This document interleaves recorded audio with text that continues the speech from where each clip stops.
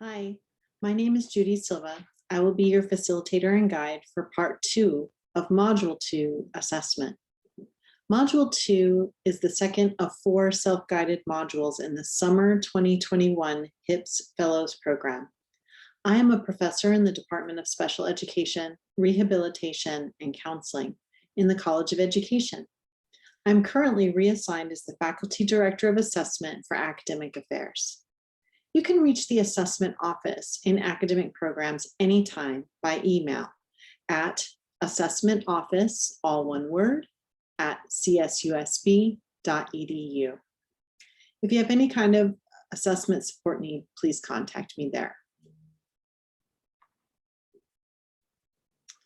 There are 2 learning outcomes for part 2 of this module that align with the stated fellowship objectives and required outcomes for the HIPS Fellows Program.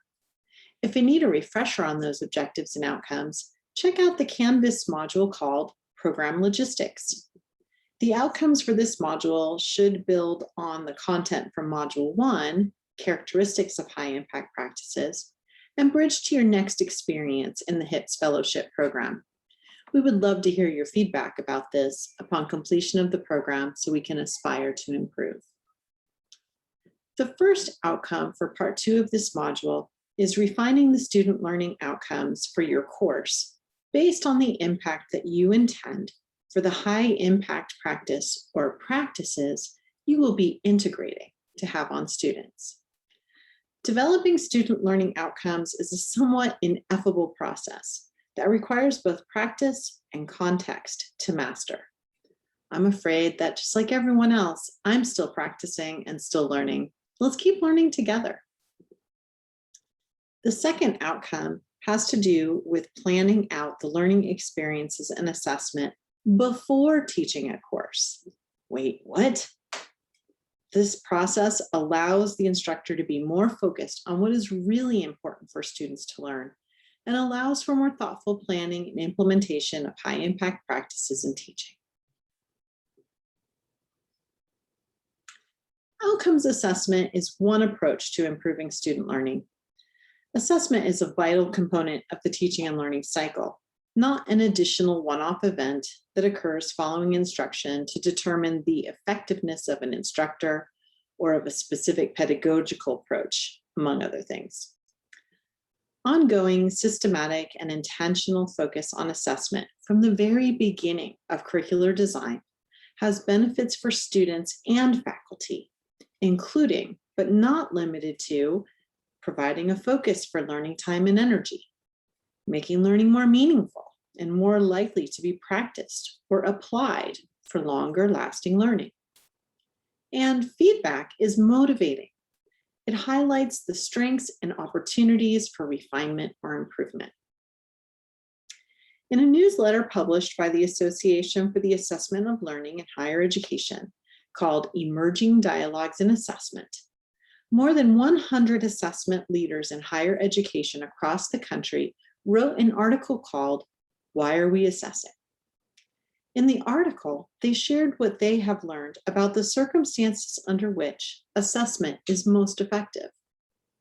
I am a faculty member in education and in my 3rd year of service to the Division of Academic Affairs as the Faculty Director of Assessment.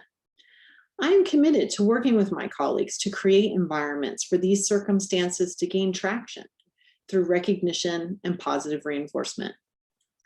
I've exerted a few of these circumstances here to provide some context for this presentation in light of the learning outcomes that we will be reviewing. Please bear with me as I highlight a few of these. First, assessment respects and builds on what faculty are already doing well. In my experience, faculty simply need a framework or some tools to support the effective assessment practices I am presenting here. In order to build on strengths and establish a culture of learning at CSUSB, we must all take a flexible approach to assessment with a focus on learning.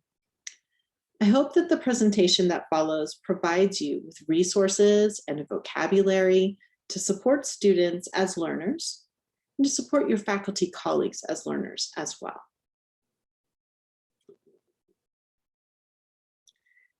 At CSUSB, actually in the whole CSU system, the vocabulary we use is student learning outcomes. Other terms you may have heard or used before include goals, objectives, competencies, proficiencies, etc. It really does not matter what they are called.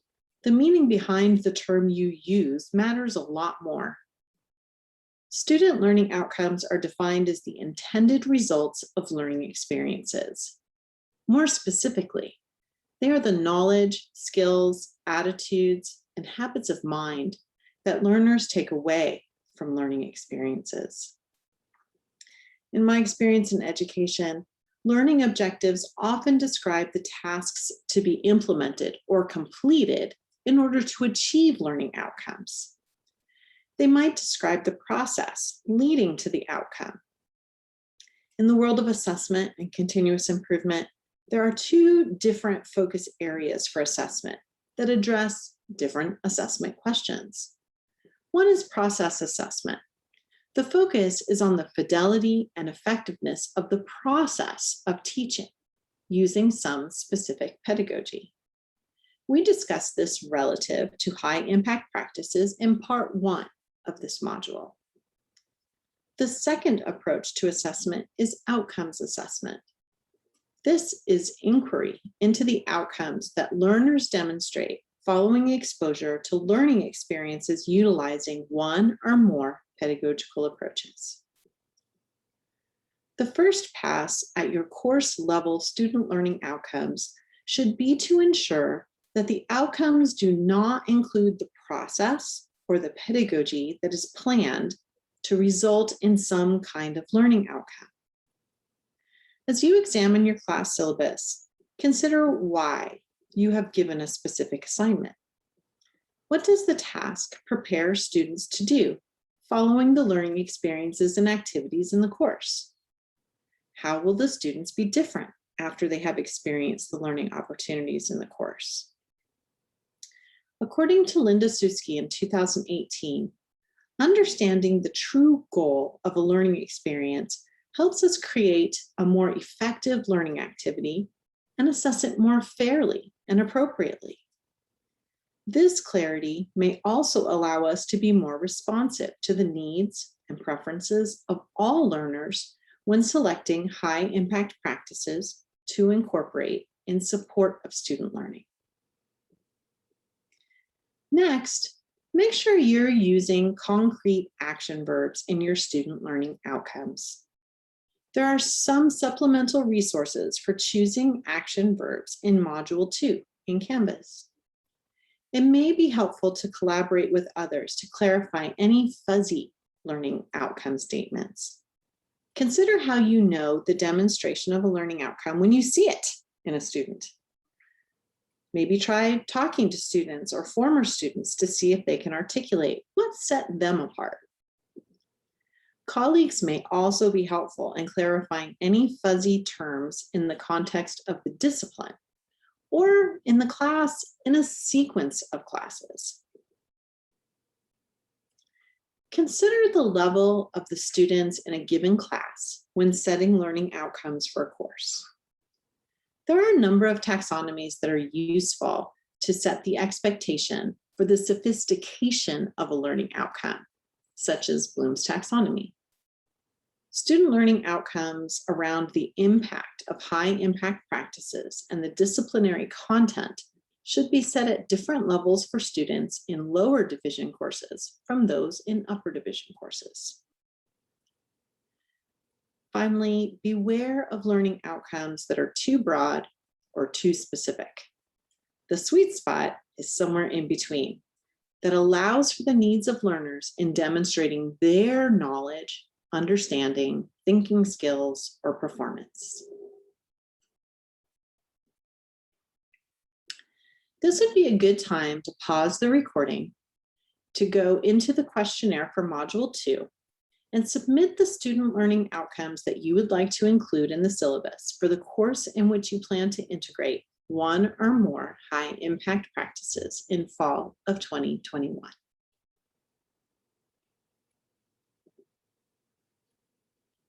Welcome back. Student learning outcomes are the foundation for the rest of the course planning. We will use those outcomes to plan the learning experiences in the course, as well as the assessment and evaluation in the course. There are two tools that you may find helpful in this process. One is the course curriculum map, and the other is a course assessment plan.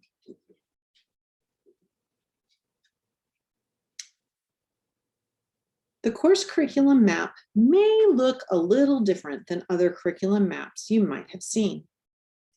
Often, the curriculum maps are used at the program level to identify where important program level student learning outcomes are introduced, developed, and assessed or mastered. However, at the course level, a map like the one shown in this slide can be quite helpful to ensure that instructors provide an adequate number and variety of learning experiences for each student learning outcome in the course. This is necessary to provide learners with opportunities to acquire, practice, and obtain formative feedback of the knowledge and skills needed to ultimately demonstrate the intended learning outcome.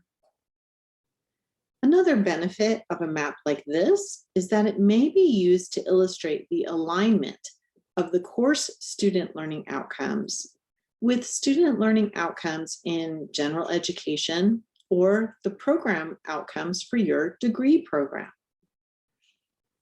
Finally, a map like this illustrates the alignment of learning outcomes with assessment and evaluation tools that will be used in the course to provide feedback and to determine a grade. You will have the opportunity to fill in your own course curriculum map as part of this module. A course level assessment plan is not as explicit or extensive as a program level assessment plan. Given the diversity of our student body and the class sizes for many undergraduate courses, especially those aligned to general education learning outcomes, designing a course can be a complex undertaking, which requires careful planning to ensure that all learners are getting the best possible education. The purpose of an assessment plan should be focused on student learning, not merely the assessment of student learning. The key questions to address in an assessment plan are: why are the assessments being conducted? Who will use the evidence of student learning? What questions will the evidence help answer? What decisions will the evidence inform? So far, modules 1 and 2 have set the stage for the first two steps in the course assessment planning process, as illustrated in this slide. In the previous section of this presentation, we focused on developing course level student learning outcomes. These are based on the discipline, the course as it falls in a sequence of courses, and the desired impact on student success. Module 1 highlighted and reviewed the characteristics of high impact practices at the course level and considerations for their implementation in curricular design. Part 1 of Module 2 was focused on the assessment of implementation of HIPs in the classroom. These activities should inform the development of a curriculum map for the class to support students in achieving identified student learning outcomes. You may want to pause the presentation here and reflect on the key questions for the course you are preparing as part of the HIPs Fellows Program. The next section of the presentation will be focused on assessment methods to support step 3 of the assessment planning process.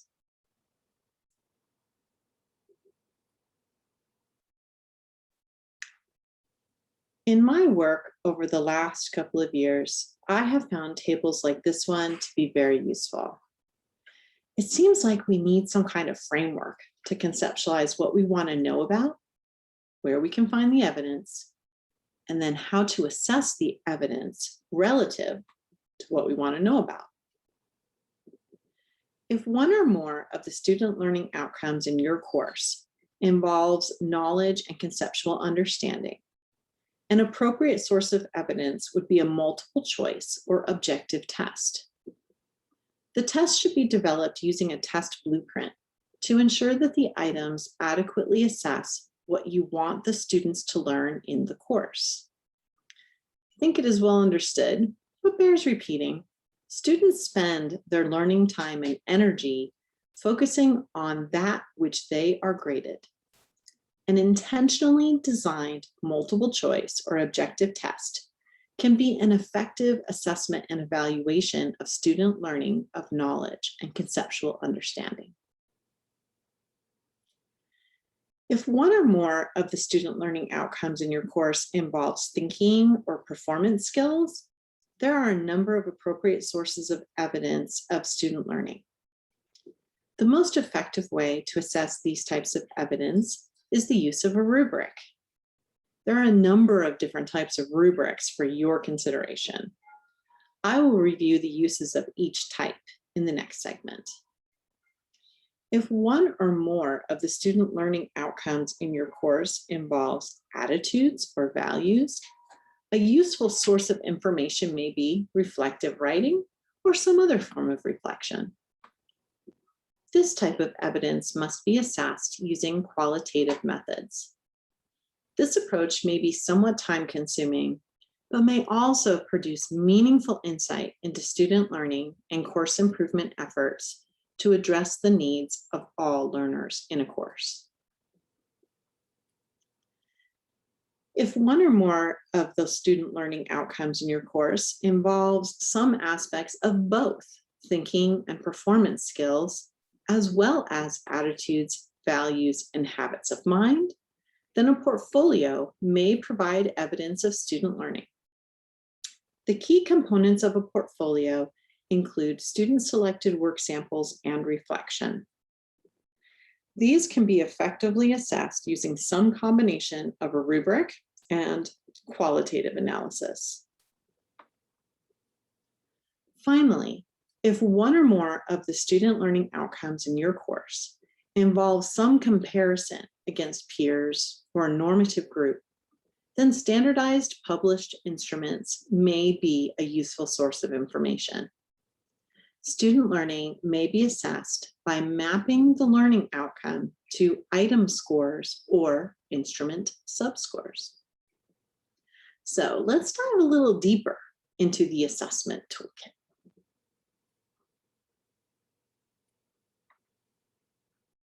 So this is it. This is your assessment toolkit. On this slide, the items in the first column are methods for assessment of student learning. The second column expands on some methods for collecting evidence to assess. I will expand on each of these tools in the rest of the presentation.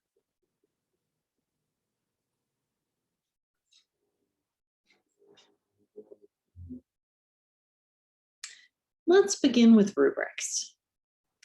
In curriculum development for a course, a rubric should be developed before an assignment is fully fleshed out, since the traits and the performance levels of the learning outcome or outcomes being assessed should be the drivers for the parameters of the assignment.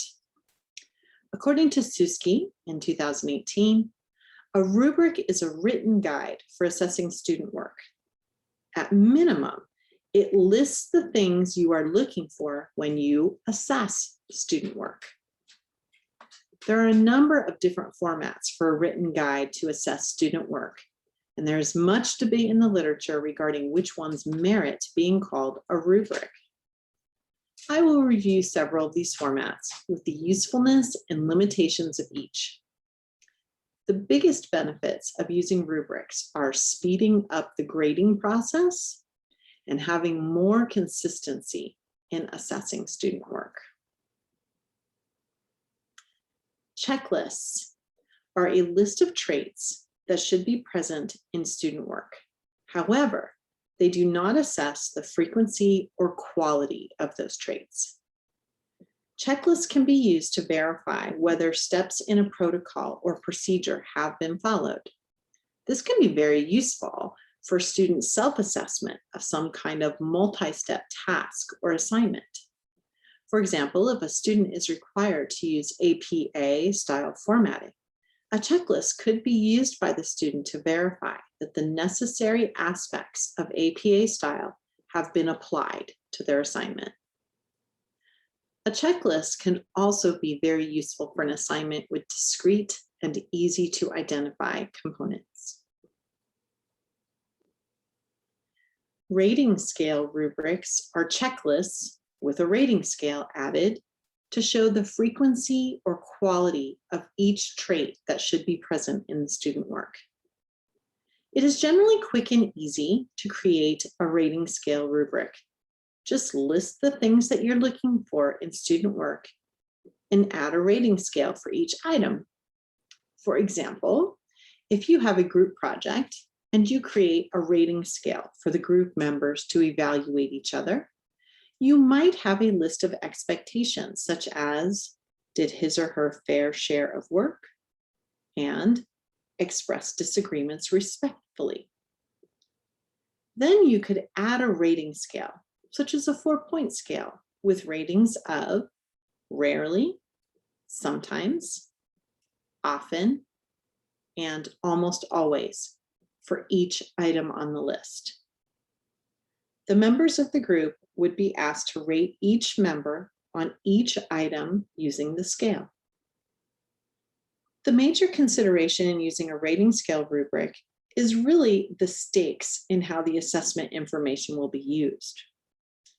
Since the performance level in this type of rubric are not clearly defined, this type of rubric is susceptible to bias and inconsistencies in the ratings. Additionally, students get limited feedback from this type of rubric that may help them hone in on ways they could improve their performance. Analytic rubrics replace the checkboxes of a rating scale rubric with clear, brief definitions of each level of performance for each trait. This is the type of rubric that most educators would recognize as a rubric because they document standards for student performance clearly and explicitly.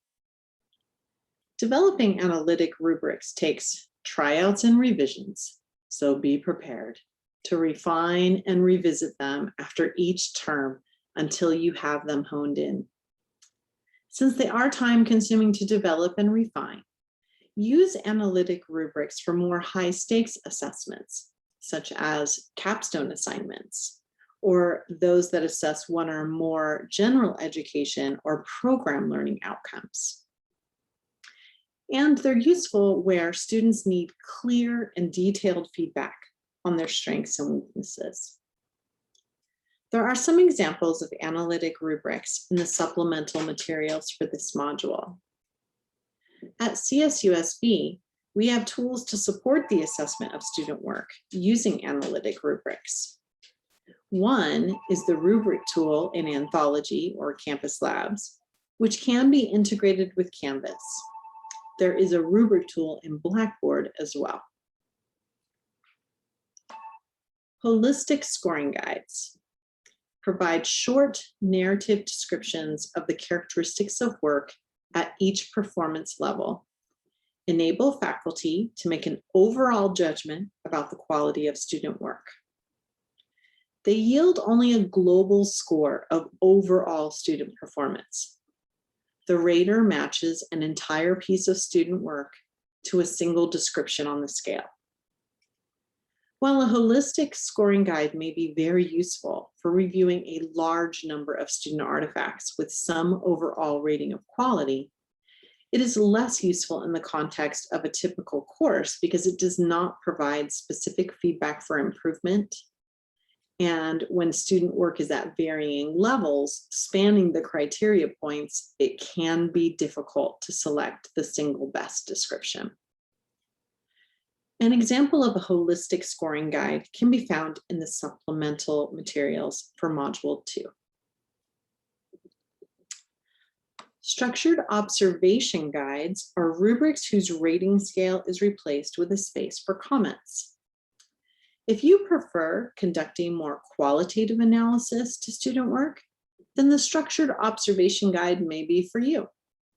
An example of a structured observation guide may be developed for an oral presentation or a performance.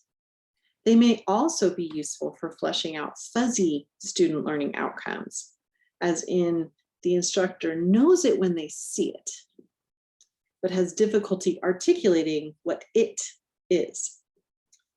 The guide may have broad descriptions of each trait of the student learning outcomes, with space for the instructor to enter their appraisal of the student's performance of that trait, and another field for the instructor to cite evidence supporting their appraisal.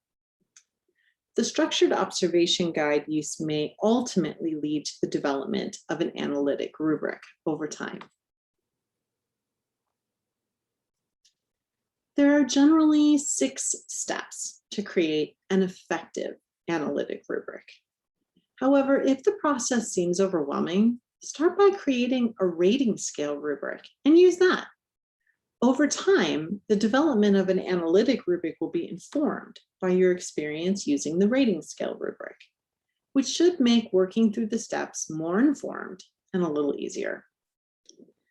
The 6 steps to create an effective analytic rubric are: number 1, identify how and where the rubric will be used.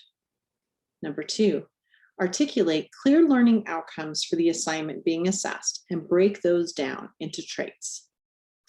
Number 3, identify and label performance levels for each trait. Number 4, create descriptions of each trait at each performance level. Number 5, develop or review the assignment. Number 6, test and revise the rubric. You can get some practice and some examples in the supplemental materials for Module 2. Whew, we could do a whole institute just on rubrics, but let's move on to the test blueprint.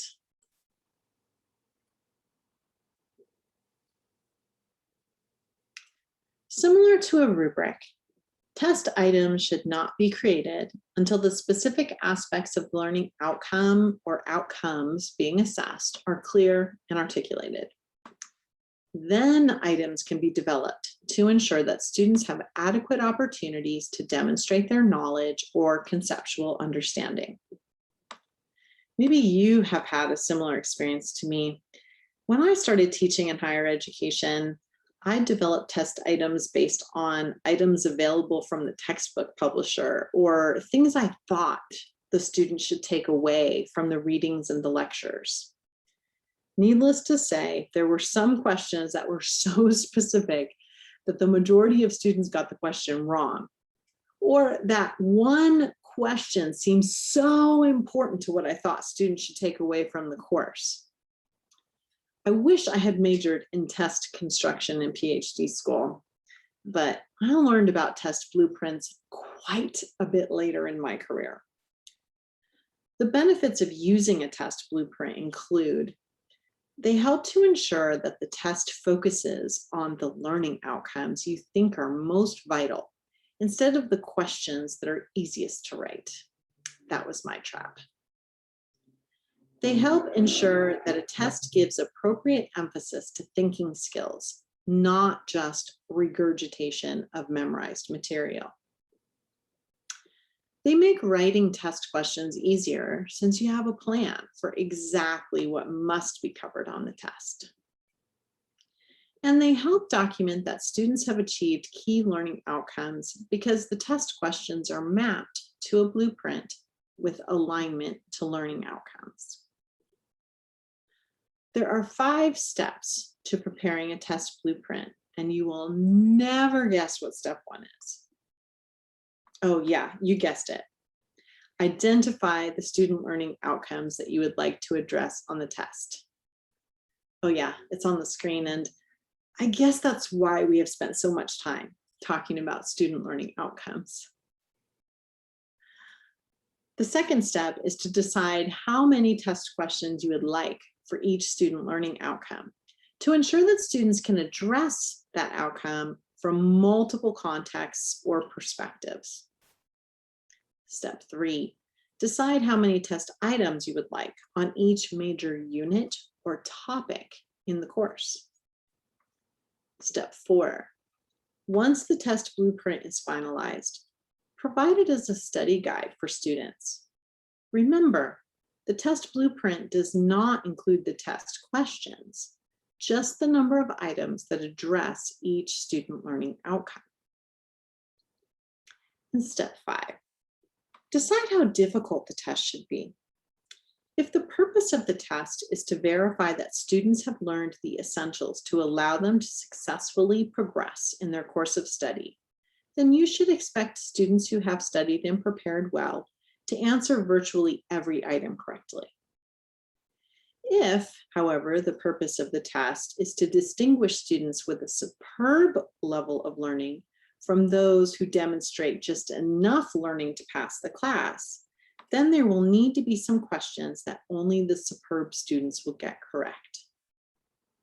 Please check out the supplemental resources for Module 2 that include examples and step-by-step guides for developing a test blueprint.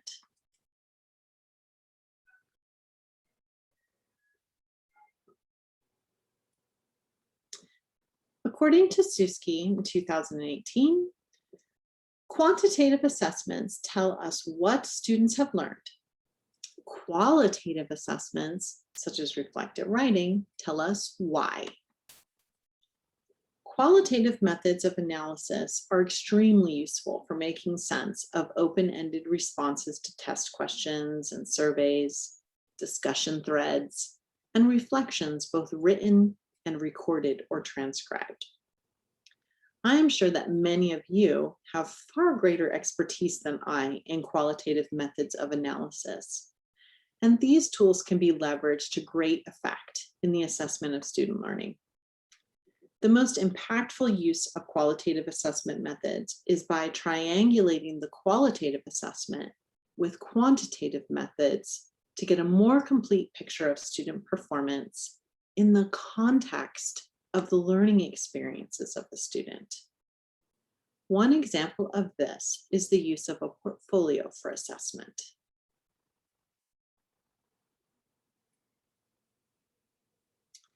Reflective writing and student reflection in general is a source of evidence of student learning that may inform student attitudes and dispositions.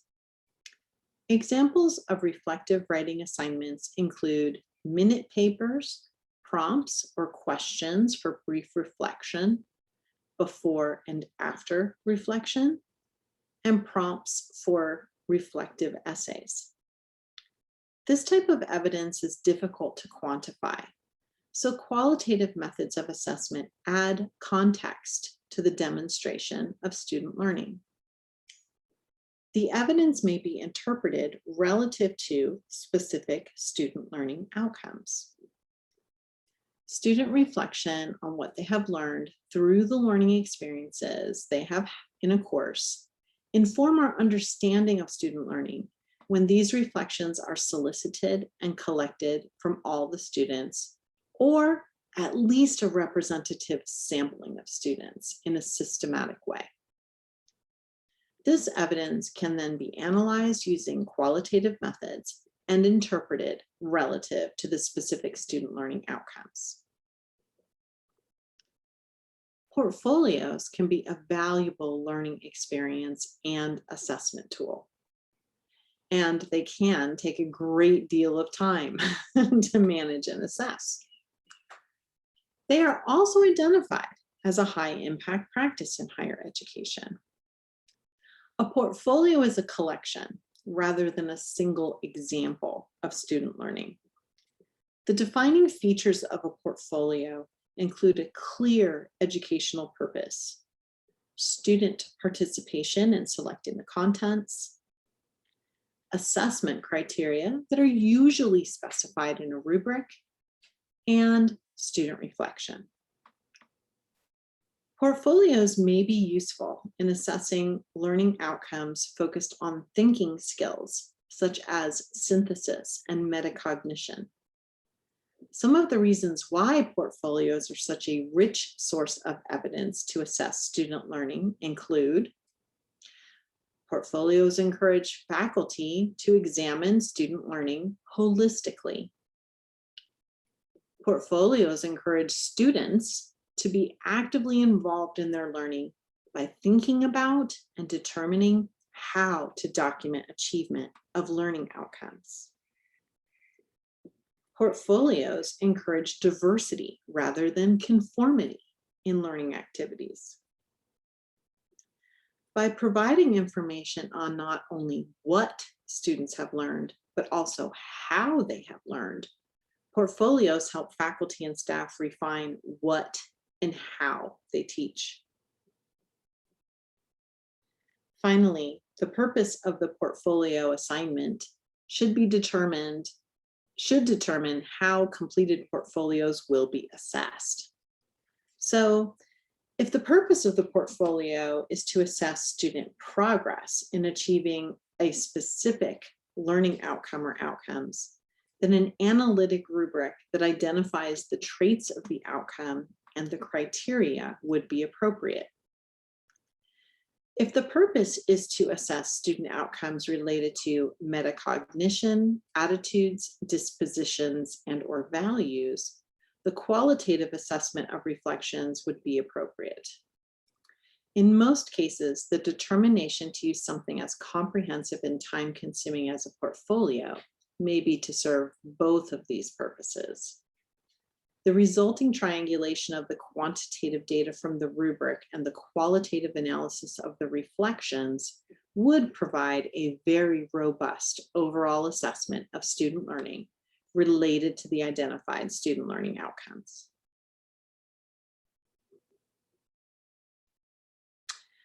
After completing this program, you will be armed with the resources and the skills you need to assess, design, implement, and evaluate high-impact practices in course learning experiences that promote important student outcomes. That is so exciting. I hope you will take this opportunity to explore in more depth the tools in this assessment toolkit. Please feel free to collect these resources in support of your own journey as an educator and to support those that you serve. There is a questionnaire that will be made available to you to complete some activities for this module. You will have the opportunity to map out your course using a course curriculum map and respond to key questions to give some shape to your course assessment plan.